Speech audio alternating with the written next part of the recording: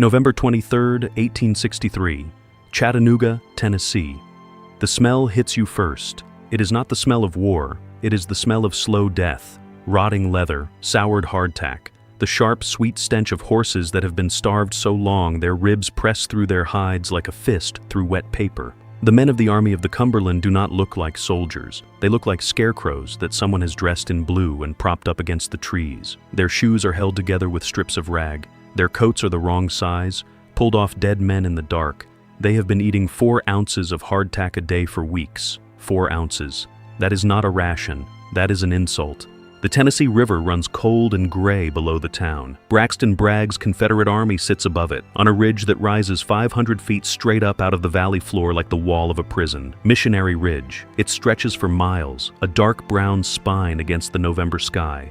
At its base, Confederate rifle pits. Halfway up, another line of earthworks. At the crest, artillery.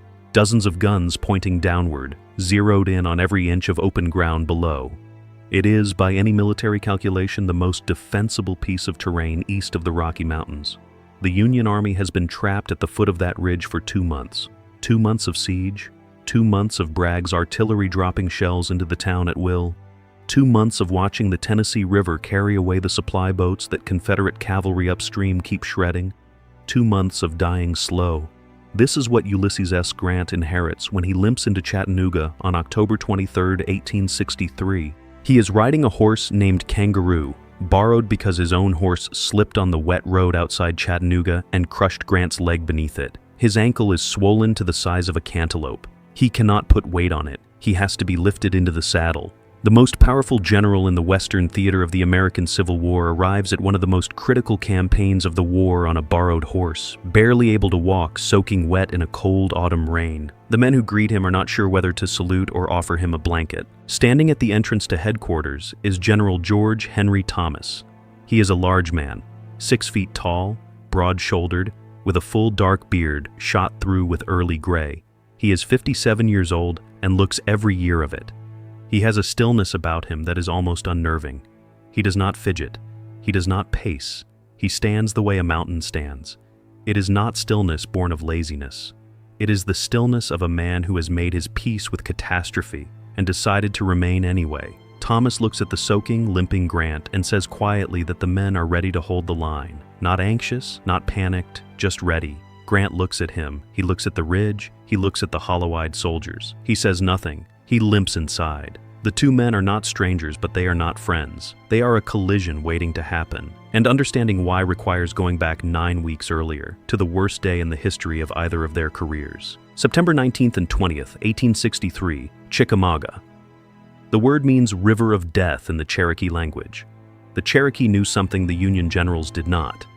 General William Rosecrans, commanding the Army of the Cumberland, has managed one of the most spectacular blunders of the war. In trying to reform his line in the dense Georgia woods south of Chattanooga, a staff officer makes a clerical error. A gap opens in the Union Center, a gap that nobody is supposed to be covering. At that exact moment, Confederate General James Longstreet drives 11,000 men through it like a fist through glass. The Union right and center shatter instantly. Rosecrans himself bolts for Chattanooga, riding hard, fleeing the field while his army is still fighting. Corps commanders panic, officers abandon their men, the army begins to dissolve, all except one part. On the left flank of the disintegrating Union line, a Virginian-born general who chose to stay with the Union presses his corps against a wooded ridge called Snodgrass Hill. His men have been fighting for 2 days on a few crackers and creek water. Their cartridge boxes are nearly empty. They are taking fire from 3 directions. The Confederate army is trying to swallow them whole. Unit after unit breaks and runs. The Confederates are screaming the rebel yell from the woods, a sound designed to crack nerves. George Thomas does not crack. He rides the line. He plugs gaps with his body if he has to. He reorganizes broken regiments in the middle of a firefight. He borrows ammunition from the dead. He holds Snodgrass Hill for 6 hours, while what remains of the Union Army escapes back to Chattanooga. He saves 40,000 men from total annihilation. When Thomas finally withdraws after dark, his rear guard comes off the field fighting.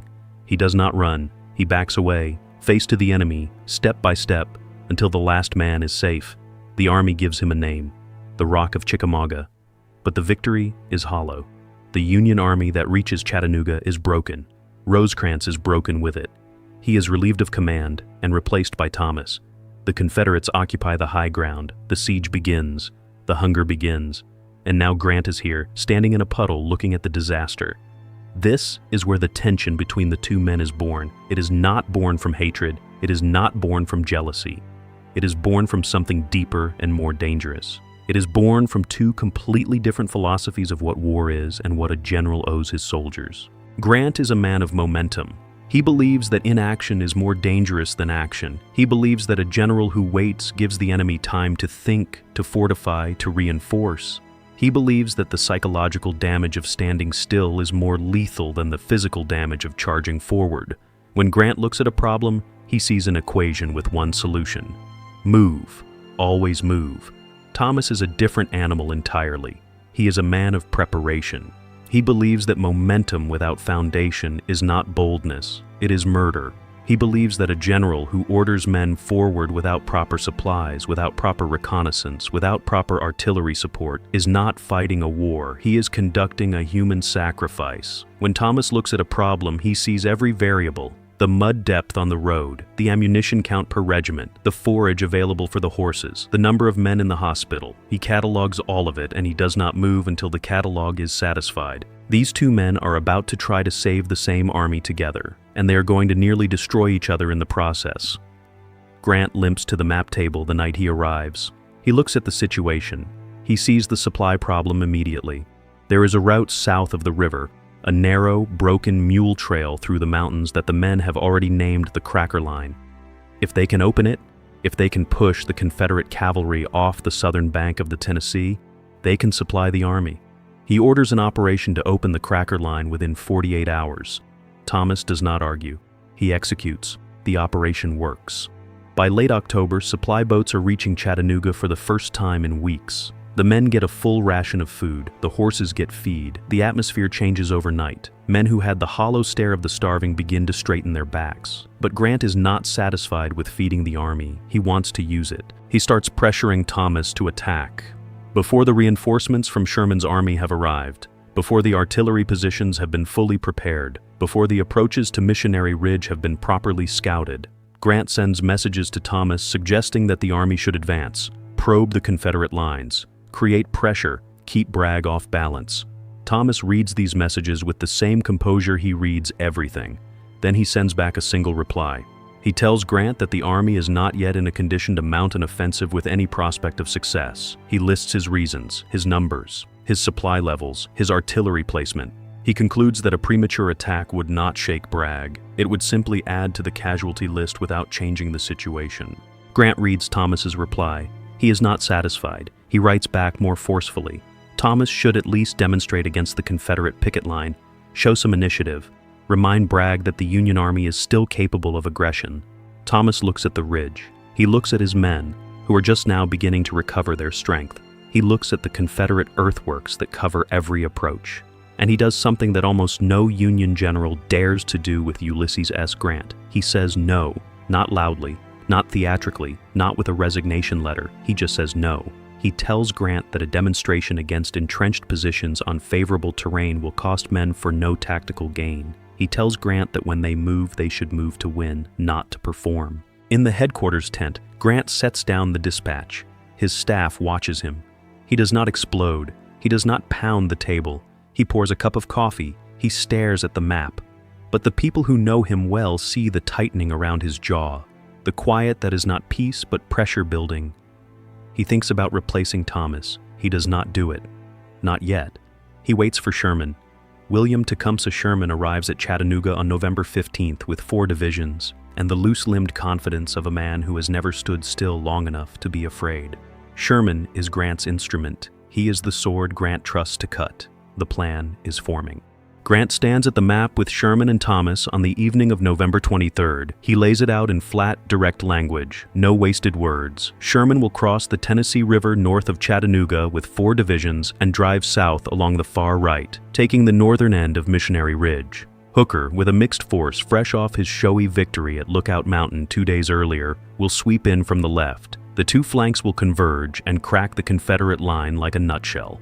Thomas's army, the battered, half-rebuilt Army of the Cumberland, will move in the center. They will make a demonstration against the base of Missionary Ridge. They will advance across the open valley, take the Confederate rifle pits at the foot of the ridge, and then stop. Just the rifle pits. That is the order. Hold the base, keep Bragg's attention pinned to the center, and wait while Sherman does the real work on the flank. It is the role of a decoy. It is the role of a distraction. Grant is giving the Army of the Cumberland, the men who fought and bled and starved at Chickamauga and through the siege, the job of being a feint while Sherman earns the glory. Thomas listens to the plan. He does not protest the assignment. He does not argue about the glory or the lack of it, but those who know him see the set of his jaw, the stillness that deepens when he is thinking something he chooses not to say. His men have earned the right to fight a real battle. Grant is asking them to pretend.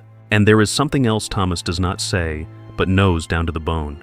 He knows what will happen if his men advance across that open valley floor and stop at the rifle pits.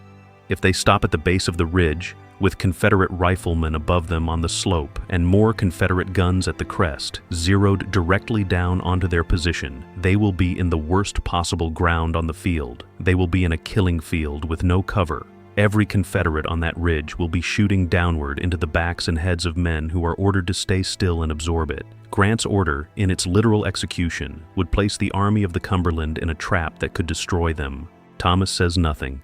He nods. He goes back to his own headquarters, and he begins to prepare. But he prepares differently than Grant imagined. He does not prepare a demonstration. He prepares an assault. He doesn't tell Grant this. He just makes sure his men have ammunition, that his commanders know the ground, and that when the signal comes, there will be no hesitation. November 25th, 1863, the day of the battle. The morning is cold. Frost on the grass. The sky is pale and hard as iron. Grant, Sherman, Thomas, and their staffs take position on Orchard Knob, a small hill in the valley with a clear view of the entire field. Through the field glasses, Missionary Ridge rises massive and brown against the November sky. Confederate flags flutter at the crest. The glint of artillery barrels catches the weak sun. Sherman launches his attack on the right. It begins at first light. The sound rolls down the valley like distant thunder. Grant watches through his glasses, expecting the news he wants. Instead, the messages that come back are not good. Sherman runs into General Patrick Cleburne, the Irish-born Confederate who is perhaps the finest division commander in the entire Confederate Army. Cleburne is dug in on the north end of Missionary Ridge at a position called Tunnel Hill, and he is immovable. He tears Sherman's attacks apart with a methodical, devastating calm. Sherman sends in wave after wave. Cleburne destroys each one. By early afternoon, Grant is staring at a plan that is coming apart. His chosen instrument, Sherman, is stalled. Hooker on the left is moving, but moving slowly, tangled up in a ravine, crossing a creek without a bridge. The flanks are not closing. Bragg is not cracking. Time is burning away. Grant turns to Thomas. "The demonstration in the center," he says. "Send them forward now." This is the most dangerous order of the entire campaign, not because the attack is impossible, but because of the specific, literal limitation attached to it. Take only the rifle pits at the base, then stop. Thomas looks at the ridge. He looks at the valley his men will have to cross. He looks at the Confederate positions above the rifle pits, positions that will have a perfect downward angle of fire on any Union soldiers who stop at the base and try to hold there. Grant turns his glasses back to Sherman's fight on the right. He is not looking at Thomas when he gives the order. He is watching his preferred plan crumble. Thomas turns to General Gordon Granger, commanding the corps that will lead the charge. Granger is a loud, profane, impatient man with a reputation for getting things done by force of personality. He is the man who rushed his corps to save Thomas at Chickamauga without being ordered to. Thomas looks at him and speaks quietly. He does not countermand Grant's order directly. He does not refuse it outright. What he does is more subtle and more significant. He makes clear to Granger what the ground demands. He tells him that the men cannot stop at the base. Not because Thomas is disobeying Grant, because the base is a killing field. The Confederate line on the slope will fire directly into the backs of any men pinned there. The only way to survive taking the rifle pits is to keep moving. And then he gives the signal. At 4 o'clock in the afternoon, 6 divisions of the Army of the Cumberland step out of the tree line and begin to cross the valley. 23,000 men. They dress their ranks like they are on a parade ground. The flags go up. The officers draw swords. A drum line starts somewhere deep in the formation, and the rhythm moves through the men like a pulse. On Orchard Knob, Grant watches through his glasses and says nothing. The advance is a spectacle. 4 miles wide, thousands of rifles at the slope. The blue line moves at a walking pace across the frost-hardened valley floor. The Confederate artillery opens up. Shells burst among the formations, tearing holes in the lines. The men close the gaps and keep walking. The rebel yell comes howling down from the ridge. The Confederate infantry in the rifle pits at the base opens fire. Men drop. The formation absorbs it and keeps walking. Then they are at the rifle pits. It happens in a rush of bayonets and shouting. The Confederate infantry at the base cannot hold against 23,000 men. They run back up the slope or they surrender. In minutes, the rifle pits are taken. The Union men drop into them, gasping, looking up, and that is when the reality of the ground becomes inescapable. Above them, halfway up the ridge, a second Confederate line opens fire. The Confederate infantry at the crest opens fire. The rifle pits that were moments ago a position of safety have become the bottom of a bowl. Every bullet on the ridge has a downward angle directly into the pit. Men are being shot from above, from the sides, from halfway up the slope. The noise is a continuous, deafening, tearing roar. A soldier who presses against the dirt wall of the rifle pit is no safer than a man standing in the open. No one gives an order for what happens next. No one sends a message to Orchard Knob. No general surveys the ground and makes a calculated decision. What happens is spontaneous, irreversible, and completely unauthorized. The men get up. They get up and they start climbing. Not all at once, not in formation, but in clusters. Soldiers who have been eating 4 ounces of hardtack a day for months. Soldiers who watched their friends die at Chickamauga and spent 2 months staring up at this ridge wondering when they would get their chance. Those men decide without being asked that the only way out of this killing ground is up. A sergeant stands up and starts climbing. The men around him stand up and follow. Then another cluster. Then another. Whole regiments rise from the rifle pits and begin to scramble up the steep face of Missionary Ridge. On Orchard Knob, Grant sees it through his field glasses. He lowers them. He turns to Thomas. His voice is flat and clipped and dangerously quiet. "Thomas," Grant says, "who ordered those men up the ridge?" Thomas looks at the swarm of blue coats climbing the brown slope 1,000 yards away. He watches for a moment. "I don't know," he says simply. "I did not."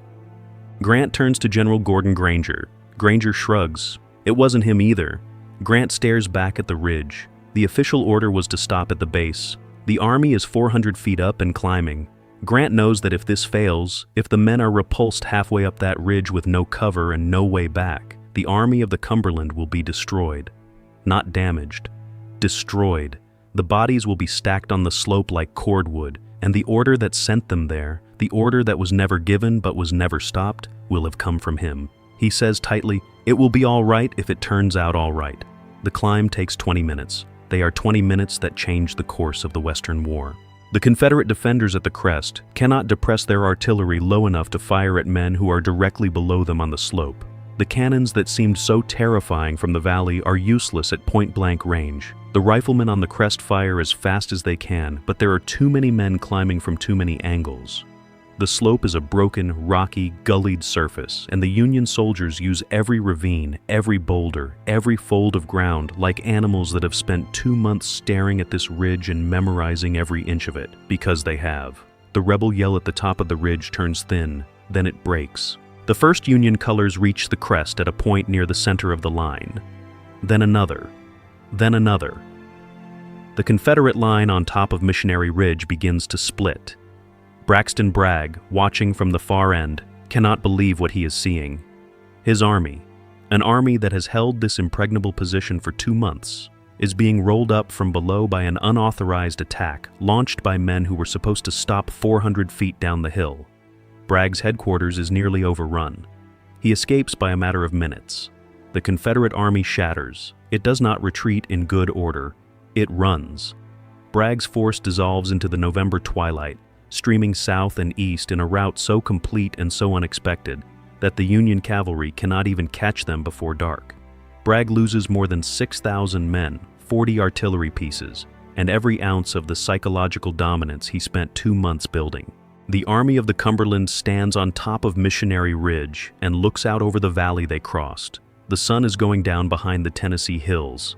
The last light catches the bayonets of 23,000 men standing at the crest of the strongest position in the Western theater, and the light makes them look like a forest of candles. Grant watches from Orchard Knob.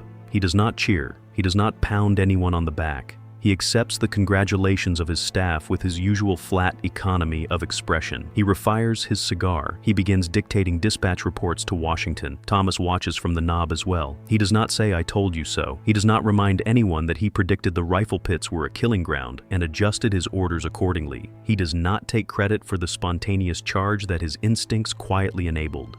He does what he always does. He begins organizing, getting the men fed, getting the wounded off the ridge, getting the artillery repositioned, making sure the army that just did the impossible has what it needs to keep doing its job tomorrow. But in the days after the battle, the accounting begins. The official story, the one that Grant writes and Sherman endorses and the newspapers print, is that Missionary Ridge was a brilliant combined operation that succeeded because of Grant's strategic vision and Sherman's flanking pressure. The Army of the Cumberland's charge is noted, it is even praised. But the language is careful. The charge was spontaneous, unauthorized, a happy accident. The plan worked as designed.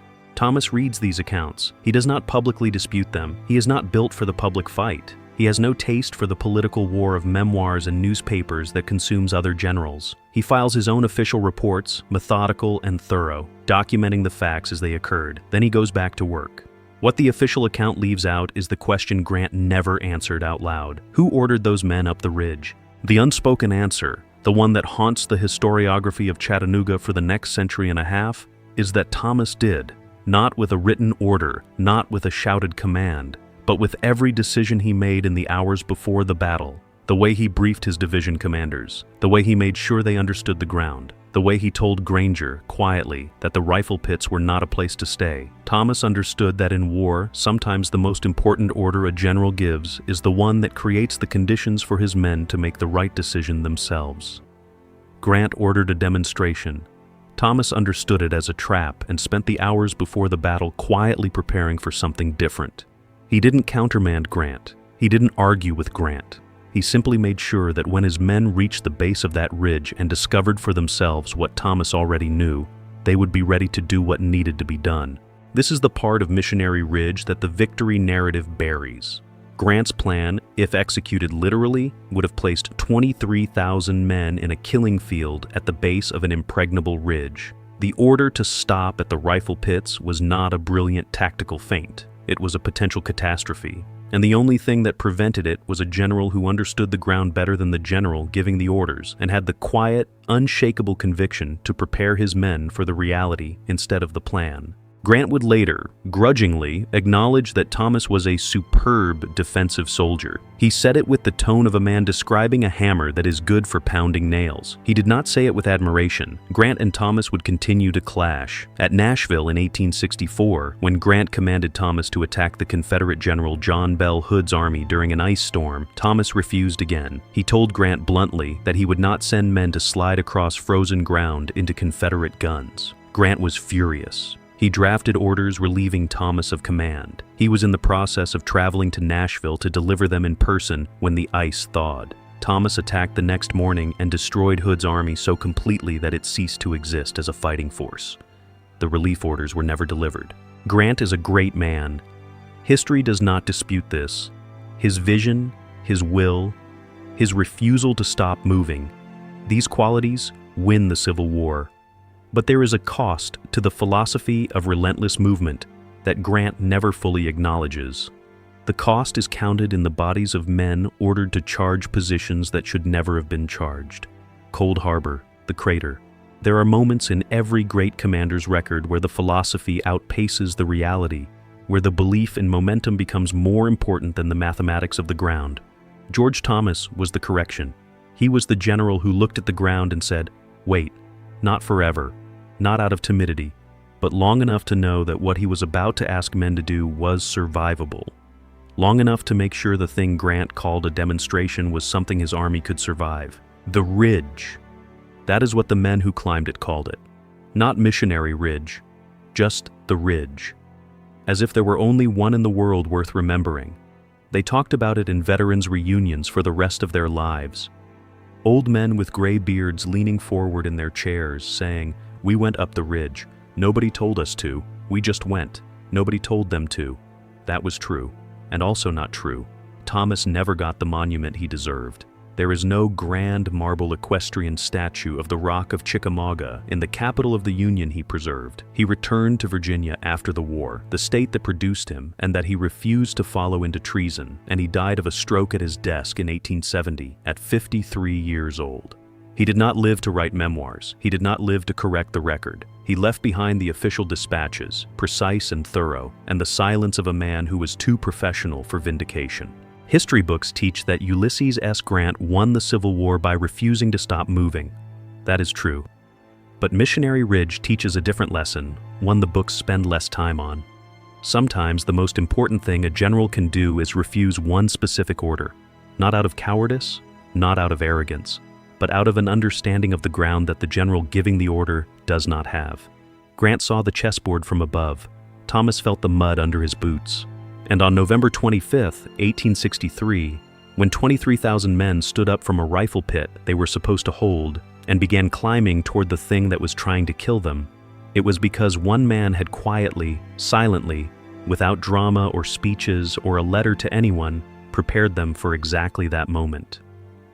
The Army of the Cumberland climbed Missionary Ridge because they chose to, and they chose to because George Thomas made sure that when the moment came, they would know what choosing meant. Grant gave the orders. Thomas made sure the right ones were followed.